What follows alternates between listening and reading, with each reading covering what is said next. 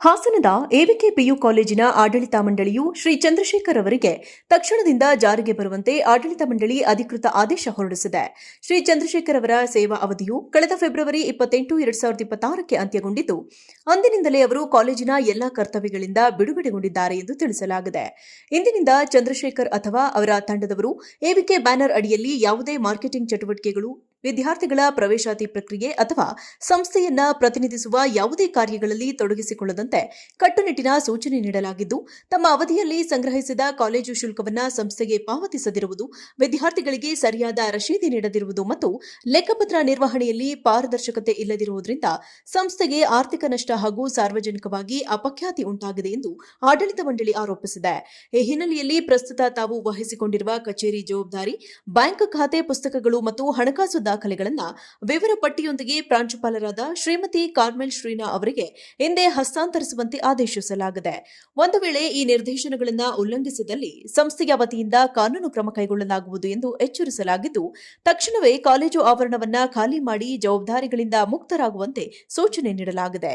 ಸಮಸ್ತ ಕನ್ನಡ ನಾಡಿನ ಜನತೆಗೆ ಯುಗಾದಿ ಹಬ್ಬದ ಶುಭಾಶಯಗಳು.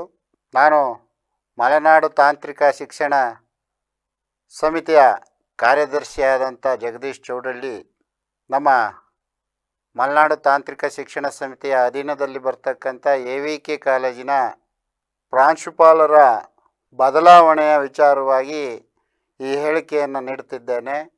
ನಮ್ಮ ಹಿರಿಯರಾದಂತಹ ಅಶೋಕ್ ಆರನಹಳ್ಳಿಯವರು ಡಿಗ್ರಿ ಕಾಲೇಜಿನ ಅಭಿವೃದ್ಧಿಗೋಸ್ಕರ PU ಕಾಲೇಜಿಗೆ ಉತ್ತಮವಾದಂತಹ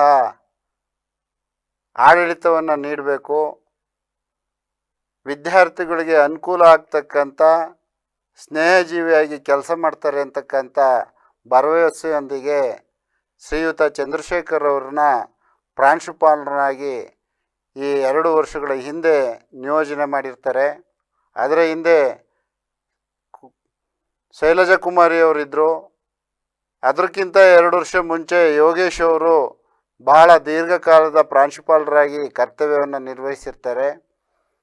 24-25ರಿಂದ ಚಂದ್ರಶೇಖರ್ನ ನಿಯೋಜನೆ ಮಾಡಿದ ಮೇಲೆ ಕಾಲೇಜಿನ ಅಭಿವೃದ್ಧಿಕ್ಕಿಂತ ಅವರ ಅಭಿವೃದ್ಧಿಯೇ ಜಾಸ್ತಿ ಆಗ್ತದೆ. ಆಡಳಿತ ಮಂಡಳಿ ಬದಲಾವಣೆ ಆದಂಥ ಸಂದರ್ಭದಲ್ಲಿ ನಾವು ಆ ಒಂದು ಕಾಲೇಜಿನ ಅಭಿವೃದ್ಧಿಗೆ ಪೂರಕವಾದಂತಹ ಮೀಟಿಂಗನ್ನು ಕರೆದಾಗ ಯಾವುದೇ ಲೆಕ್ಕಪತ್ರವನ್ನು ನೀಡದಲೇ ಅಲ್ಲಿಯ ಉಪಾಧ್ಯಕ್ಷರಾದಂಥ ನಾಗರಾಜ್ ಜೈನ್ ಇರ್ಬೋದು, ಖಜಾಂಚಿಗಳಾದಂತಹ ಪಾಶುನಾಥ್ ಇರ್ಬೋದು, ಅಧ್ಯಕ್ಷರಾದ RT ದೇವೇಗೌಡರ ನೇತೃತ್ವದಲ್ಲಿ ಮೀಟಿಂಗ್ ಸೇರ್ತೀವಿ. ಆ ಮೀಟಿಂಗ್ನಲ್ಲಿ ಕೇಳಿದಂಥ ಯಾವುದೇ ಲೆಕ್ಕಪತ್ರಗಳನ್ನು ಕೊಡದಲೇ ಅವರು ಸುಮಾರು ಕಾಲೇಜಿಗೆ 2 ವರ್ಷದಿಂದ ಸುಮಾರು 3 ಕೋಟಿಗೂ ಅಧಿಕ ಹಣವನ್ನು ಕಟ್ಟದಲೇ ವಂಚಿಸಿರ್ತಾರೆ. ಅವರು ಏನು 25 ಲಕ್ಷ ಕಟ್ಟಿದ್ದೀನಿ ಅಂತ ಮೊನ್ನೆ ತಾನೇ ಪತ್ರಿಕಾ ಹೇಳಿಕೆಯನ್ನು ಬಿಡುಗಡೆ ಮಾಡಿದ್ರು, ಅದು ಕಾಮರ್ಸ್ ವಿಭಾಗದ ಹಣ ಆಗಿರ್ತದೆ. ಅದು ಸಹ 30 ಲಕ್ಷದ ಚಿಲ್ಲರೆ ವಸೂಲಿ ಆಗಬೇಕಾದಂಥ ಜಾಗದಲ್ಲಿ 25 ಲಕ್ಷಕ್ಕೆ ಹಣವನ್ನು ನಮ್ಮ ಕಾಮರ್ಸ್ ವಿಭಾಗದ ಫ್ಯಾಕಲ್ಟಿಗಳು ಕಟ್ಟಿರ್ತಾರೆ. ಆ ಒಂದು 25 ಲಕ್ಷನೂ ಸಹ ನಮ್ಮ ಆಫೀಸಿನ ಸೂಪ್ರಿಡೆಂಟ್ ಇರ್ಬೋದು, FDC, SDC, ಹಾಗೆ ಅಲ್ಲಿರ್ತಕ್ಕಂಥ ಉಪನ್ಯಾಸಕರಿಗೆ ಸಂಬಳವನ್ನು ಕಾಮರ್ಸ್ ವಿಭಾಗದಾಗೆ ಸೊಸೈಟಿಯೇ ಸಂಬಳ ಕೊಟ್ಟಿರೋದ್ರಿಂದ ಆ ಒಂದು ನಷ್ಟವನ್ನು ಅನುಭವಿಸಬೇಕಾಗಿ ಬಂತು. ಏನು ಸೈನ್ಸ್ ವಿಭಾಗದಲ್ಲಿ PCMB ಇರ್ಬೋದು, PCMC ಇರ್ಬೋದು, ಈ ವಿಭಾಗದಲ್ಲಿ ಹೇರಳವಾದಂಥ ದುಡ್ಡನ್ನು ಇವರು ಪಡೆದಿರ್ತಾರೆ. ಸುಮಾರು ಒಂದು ಸ್ಟೂಡೆಂಟಿಂದ 60ರಿಂದ 65 ಸಾವಿರ ರೂಪಾಯಿ ಇವರು ವಸೂಲಿ ಮಾಡಿರ್ತಾರೆ. ಯಾವುದೇ ಥರದ ರಸೀತಿಯನ್ನಾಗಲಿ ಹಣವನ್ನಾಗಲಿ ಕಾಲೇಜಿನ ಅಕೌಂಟ್ಗೆ ಕಟ್ತಲೇ ವಂಚಿಸಿದ್ದಾರೆ. ಆಗ ಒಂದು ಕಾರಣಕ್ಕೆ ಆಡಳಿತ ಮಂಡಳಿ ಒಂದು ಕಠಿಣವಾದ ನಿರ್ಧಾರವನ್ನು ತೆಗೆದುಕೊಂಡು ಬದಲಾವಣೆಯನ್ನು ಮಾಡಿದೆ.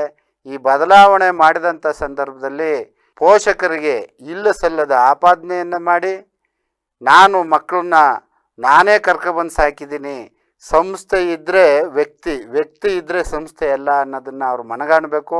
ಅವ್ರಿಗೆ ನಾವು ಸಂಸ್ಥೆಯ ವಿರುದ್ಧವಾದಂತಹ ಪತ್ರಿಕಾಗೋಷ್ಠಿ ಮಾಡಿರೋದ್ರಿಂದ ನಾವು ಅವ್ರ ಮೇಲೆ ಕ್ರಿಮಿನಲ್ ಪ್ರಕರಣವನ್ನು ದಾಖಲಾಗಬೇಕಾಗತ್ತೆ. ಅವರು ವಂಚಿಸಿರ್ತಕ್ಕಂಥ ಹಣವನ್ನು ನಾವು ಅವರಿಂದ ವಸೂಲಿ ಮಾಡಬೇಕಾಗಿದೆ. ನಮ್ಮಲ್ಲಿ ಆಡಳಿತ ಮಂಡಳಿಯಲ್ಲಿ ಸಣ್ಣ ಪುಟ್ಟ ಜಟಾಪಟಿ ಇರೋದ್ರಿಂದ ಆ ಒಂದು ಉಪಯೋಗವನ್ನು ಪಡೆದು ನನಗೆ 14 ಜನದ ಬೆಂಬಲ ಇದೆ, 24 ಜನದ ಬೆಂಬಲ ಇದೆ ಅಂತಕ್ಕಂಥ ಉಡಾಪೆ ಮಾತನ್ನು ಅವರು ಪತ್ರಿಕಾ ಮಾಧ್ಯಮದ ಮುಖಾಂತರ ತಿಳಿಸಿದ್ದಾರೆ. ಅದೇ ರೀತಿ ಕಳೆದ ವರ್ಷ 320 ಸೈನ್ಸ್ ವಿಭಾಗದಲ್ಲಿತ್ತು ಅಂತ ಹೇಳಿದ್ದಾರೆ ಅವ್ರ ಬಾಯಿಂದಲೇ. ಆ ಒಂದು 320 ಈ ಸರಿ ಹೆಚ್ಚು ಕಡಿಮೆ 180ಕ್ಕೂ ಅಧಿಕವಾದ ಮಕ್ಕಳು ಸೈನ್ಸ್ ವಿಭಾಗದಲ್ಲಿರ್ತಾರೆ. ಒಬ್ಬರಿಗೆ 65,000 ಅಂದರೆ ದುಡ್ಡು ಎಷ್ಟಾಯಿತು? ಇವರು ಕಳೆದ ಬಾರಿ ಸೊಸೈಟಿಯಿಂದಲೇ ಸುಮಾರು 90 ಲಕ್ಷಕ್ಕೂ ಅಧಿಕವಾದಂಥ ಹಣವನ್ನು ಖರ್ಚು ಮಾಡಿಸಿದ್ದಾರೆ. ಆದರೆ ಕಟ್ಟಬೇಕಾಗಿರೋ ಹಣವನ್ನು 1 ರೂಪಾಯಿನೂ ಕಟ್ಟಲೇ ವಂಚಿಸಿ ರೌಡಿಸಮ್ ಮಾಡ್ತಾರೆ. ಏನು ಈ ಕಾಲೇಜಿನ ಆಡಳಿತವನ್ನು ಯಾವ ರೀತಿ ಇಟ್ಕೊಂಡಿದ್ದಾರೆ ಅಂದರೆ, ಒಬ್ಬ ಅವರ ತಮ್ಮ ಅಲ್ಲಿಯ ಮಾರ್ಕೆಟಿಂಗ್ ಮ್ಯಾನೇಜರ್, ಇನ್ನೊಬ್ಬ ಚಿಕ್ಕಪ್ಪ ಸೆಕ್ಯೂರಿಟಿ ಇದ್ದಾರೆ, ಆ ಚಿಕ್ಕಪ್ಪನ ಮಗಳು ಅಲ್ಲೇ ಅಟೆಂಡ್ರ್ ಇದ್ದಾರೆ, ಇನ್ನೊಬ್ಬ ಅಣ್ಣ ಅವನು ಯಾವುದೇ ಒಂದು ಲೆಕ್ಕಪತ್ರವನ್ನು ಕೇಳುವಂಥ ಸಂದರ್ಭದಲ್ಲಿ ಅಥವಾ ಅವರನ್ನು ಆ ಸೇವೆಯಿಂದ ವಿಮುಕ್ತಿಗೊಳಿಸಿದಾಗ ರೌಡಿಸಮ್ ಮಾಡಲಿಕ್ಕೆ ನೀವು ಮುಂದಾಗ್ತೀರಾ. ಅಂದರೆ ಸಂಸ್ಥೆ ಬಹಳ ವರ್ಷಗಳಿಂದ ನಡೆದು ಉತ್ತಮವಾದಂಥ ಸೇವೆಯನ್ನು ಸಲ್ಲಿಸಿ ಸಾವಿರಾರು ಜನರ ಜೀವನಕ್ಕೆ ಆಶ್ರಯವಾಗಿರೋಂಥ ಎ.ವಿ.ಕೆ ಕಾಲೇಜಿನಲ್ಲಿ ಇಂಥ ಪುಂಡ ಪೋಖ್ರಿಗಳಿಗೆ ಹೆದರಿಕೆಂದು ಕೂಡ್ತಕ್ಕಂತಹ ಜಾಯಮಾನ ಆಡಳಿತ ಮಂಡಳಿಗಿಲ್ಲ. ಯಾವುದೇ ಆಡಳಿತ ಮಂಡಳಿಯ ಸದಸ್ಯರು ಅವರಿಗೆ ಬೆಂಬಲವನ್ನು ಕೊಡದೆ ಆದರೆ ಅವರು ಕೊಡಬೇಕಾಗಿರ್ತಕ್ಕಂಥ ಕೋಟಿಗಟ್ಟಲೆ ಹಣವನ್ನು ಇವರೇನಾದರೂ ಪಡೆದಿದ್ದಾರಾ ಅಂತಕ್ಕಂಥ ಅನುಮಾನ ನನ್ನ ಕಾಡ್ತಾ ಇದೆ. ಆ ಒಂದು ಅನುಮಾನಕ್ಕೆ ಇತಿಶ್ರೀ ಆಡಬೇಕು ಅಂದರೆ ಏನು ಈ ಚಂದ್ರಶೇಖರ್ಗೆ ಬೆಂಬಲ ಕೊಟ್ಟಿದ್ದಾರೆ ಅವರು ಯಾವುದಾದ್ರೂ ಪತ್ರಿಕೆ ಮೂಲಕ ಇರ್ಬೋದು, ವಾಹಿನಿಯ ಮೂಲಕ ಇರ್ಬೋದು, ಹೇಳಿಕೆಯನ್ನು ಕೊಟ್ಟು ನಾವು ಅವರಿಗೆ ಬೆಂಬಲವಾಗಿದ್ದೇವೆ, ಆದ್ದರಿಂದ ಅವರ ಹಣವನ್ನು ನಾವೇ ಕಟ್ಟಿಸ್ತೀವಿ ಅಂತಕ್ಕಂಥ ಹೇಳಿಕೆಯನ್ನು ಕೊಟ್ಟರೆ ಅವ್ರನ್ನ ನಾವು ಪ್ರಾಂಶುಪಾಲರಾಗಿ ಮುಂದುವರಲಿಕ್ಕೆ ಯೋಚನೆ ಮಾಡ್ತೀವಿ. ಆದ್ದರಿಂದ ಈ ಕೂಡಲೇ ಅವ್ರನ್ನ ತತ್ಕ್ಷಣದಿಂದಲೇ ಜಾರಿಗೆ ಬರುವಂತೆ ಮೊನ್ನೆ ಆರ್ಡ್ರ್ ಮಾಡಿ ಸಂಬಂಧಪಟ್ಟ ಶಿಕ್ಷಣ ಇಲಾಖೆಗೂ ಸಹ ಕಾಪಿನ ಹಾಕಿದ್ದೀವಿ. ಹೊಸ ಪ್ರಾಂಶುಪಾಲರಿಗೆ ಆದೇಶ ಕೊಟ್ಟಿದ್ದೀವಿ. ಇದು UGC ಸ್ಕೇಲ್ನಲ್ಲಿ ಪಡೆದಂಥ ಹಣದಿಂದ ಕಟ್ಟಿರ್ತಕ್ಕಂಥ ಬಿಲ್ಡಿಂಗ್ ಆಗಿರೋದ್ರಿಂದ ಡಿಗ್ರಿ ಕಾಲೇಜಿನ ಒಂದು ಸಹಯೋಗದಲ್ಲಿ PU ಕಾಲೇಜ್ ನಡೀತಾ ಇದೆ. ಈ ಮುಂದಿನ ದಿನಮಾನಗಳಲ್ಲಿ ಎ.ವಿ.ಕೆ ಕಾಲೇಜು PU ವಿಭಾಗ ಗಟ್ಟಿಯಾದರೆ ಡಿಗ್ರಿ ಕಾಲೇಜುಗಳು ನಡೀಲಿಕ್ಕೆ ಅನುಕೂಲ ಆಗ್ತದೆ.